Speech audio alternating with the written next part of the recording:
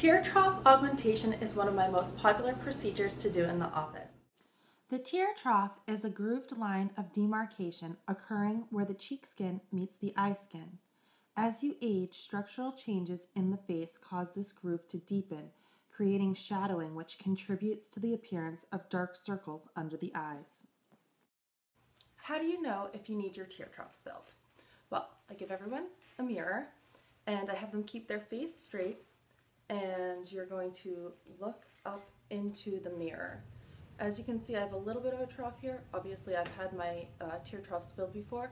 It's like the best thing that I've done to my face.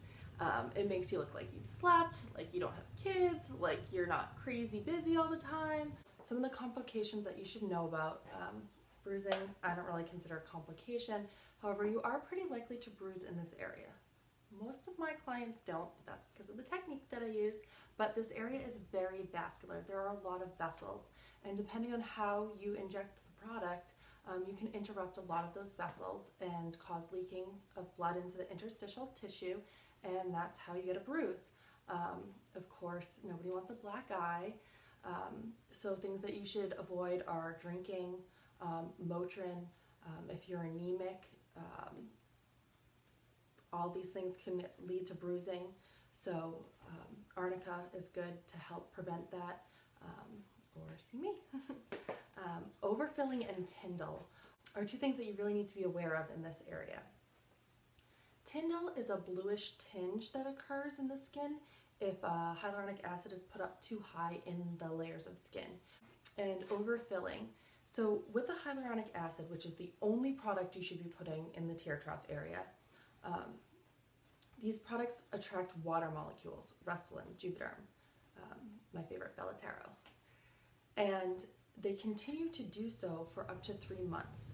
So you could start off with your tear trough looking perfect, and then over 3 months you might wind up seeing a bump and some tyndall. So most people don't relate those two things, but it is something to be aware of.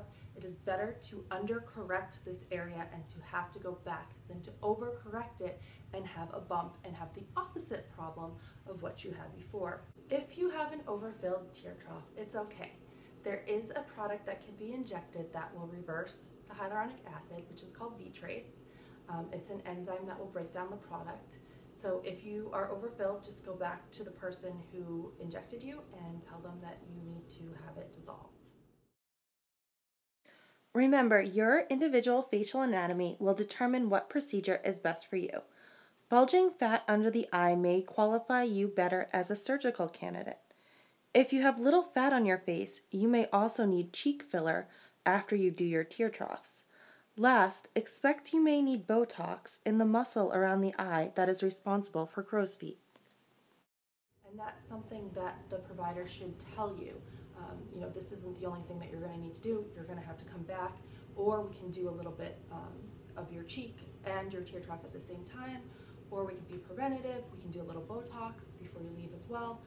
So just keep in mind that it might not only be this procedure that you need. By putting a little bit of filler in there, look 10 years younger, like you slept, like you don't have the craziest life ever.